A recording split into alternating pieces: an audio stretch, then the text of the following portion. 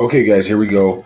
So this is my first ever video, and I'm doing a preview for UFC on Fox 21 live from Vancouver. Um, Great card. I'm excited for it. It's been a big week of fights. Um, let's just start off with the main card. The main event, Carlos Condit, Maia. What more could you ask for? You're talking about two legitimate top five caliber fighters. Both guys one, maybe two wins away from a title shot. With the way that the Lorenz Larkin Neil Magny fight went last week, with Rory McDonald exiting, welterweight's in flux. Anybody can basically get up there and go. This fight will show a lot. So everybody knows what these guys are about. Damian Maia. His pressure game has been solid lately. His stand-up's been improving. Against Carlos Condit, it's no mystery what he wants to do. He's going to try to close distance. He's going to try to work against the cage, work for takedowns, and inevitably look for submissions. We'll see. You know, he's an incredible grappler. I don't know if he has the wrestling chops to get Carlos in bad enough spots. Like, I know Carlos Condit's not a dynamic wrestler by any means. Solid takedown D, though. And every time Maia comes into distance, he's going to eat something. He's going to wear something big. A lot of people are on Maia on this fight. And I've tried a million different ways to think about why they are. I can't come to any good rational reason. Carlos Condit's going to measure distance. He's going to keep this fight on the outside. Yes, he will have a few close quarters moments where you hold your breath a little bit if you're a fan of his. But overall, I think Maia, every time that he steps inside the pocket, is going to eat something. Every time he's outside the pocket and kicking distance, he's in a world of trouble. He's slower. He's not as dynamic. Condit's not a slouch on the ground either. He's got solid submission game, and he looks to put you to sleep. He finishes fights. Right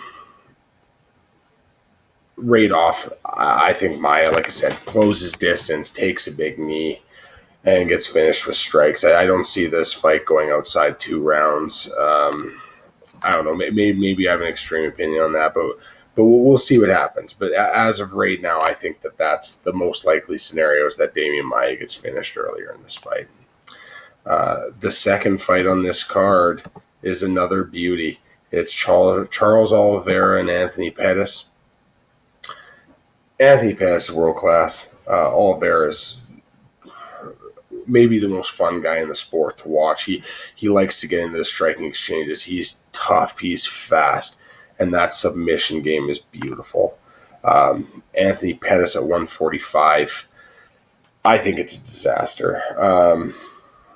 Does he still have stopping power? Yeah, of course. In the first round, he's Oliveira better make sure he's fighting a smart fight, which doesn't always happen. But in the first round, when Pettis is going to have some gas, he's still going to be Anthony Pettis. But from what I just saw, looking at pictures of him, this weight cut is going horribly.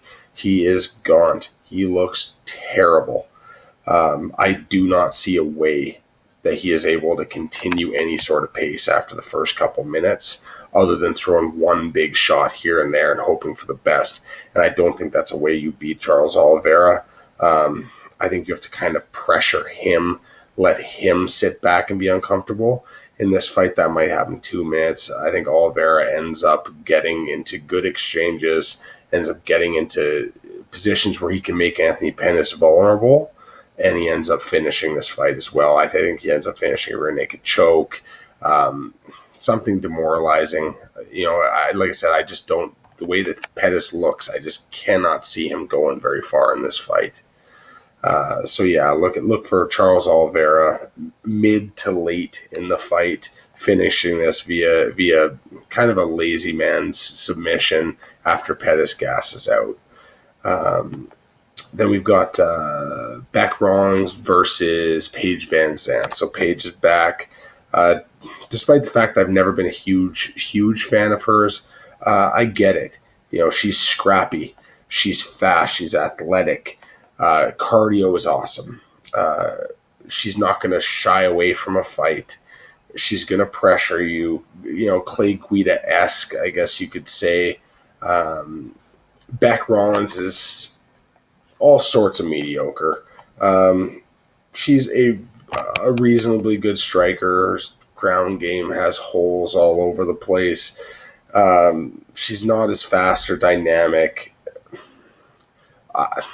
I don't really see a way that she's able to separate herself from the clinches.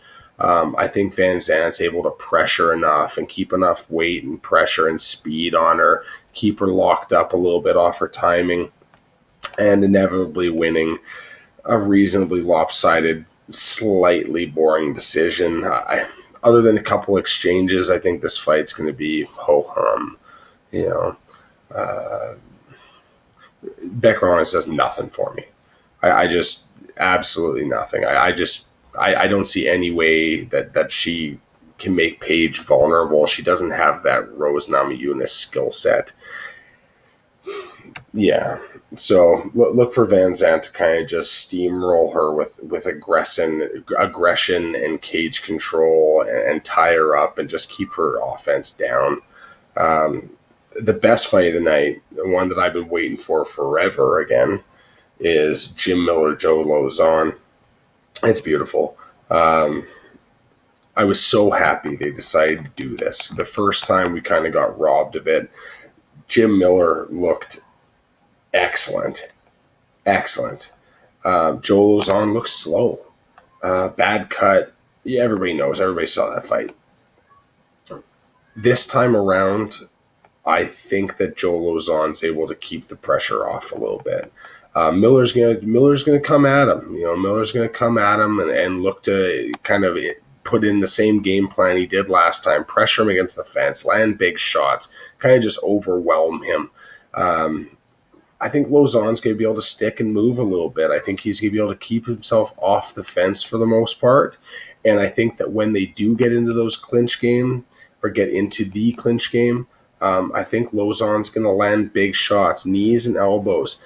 And obviously he's going to look banged up at the end of this because I'm pretty sure you can breathe him into bad cuts. I just have faith that he's going to bounce back and be able to put together a solid game plan and get back to doing kind of what he's about. It's going to be a brawl. If it gets outside the first round, if by some miracle this makes it full 3 rounds, you're looking at a fight of the year candidate for sure. These guys are monsters. I don't think it will. I think Joe Lauzon's able to finish Miller. Let's throw it out there. Let's go TKO round 2 for Lauzon. I think that he's able to do a lot of damage in the clinch. So we'll see what happens. Another fun fight on this card that I think some people are kind of overlooking a little bit is Sam Alvey. Everybody, he's always forgotten about, I find, but Kevin Casey's a hell of a jiu-jitsu fighter. His top game is sick. Sam Alvey has holes on the ground. But Kevin Casey likes to come at you with his chin up. And Sam Alvey likes to put people down that don't protect their chin. I don't think this fight goes long. I think it ends in impressive fashion. Sam Alvey, I think, is good to get a performance of the night for this one. It's just if he can avoid those quick takedowns at the beginning, I see him putting it on him. I see him throwing down a 1 or 2 punch knockout. I can see this fight ending inside the first 2 minutes with big shots. His punching power and the way that Kevin Casey runs at you, I just don't think are a good combination for him. So we'll see what happens. But Sam Alvey early in round 1. So that's it. Obviously, there's still a few more fights on that card. But for now, we'll leave it at that. And enjoy watching. I'll be watching on Saturday night as well. And I'll come at you with another video really, really soon. Thanks.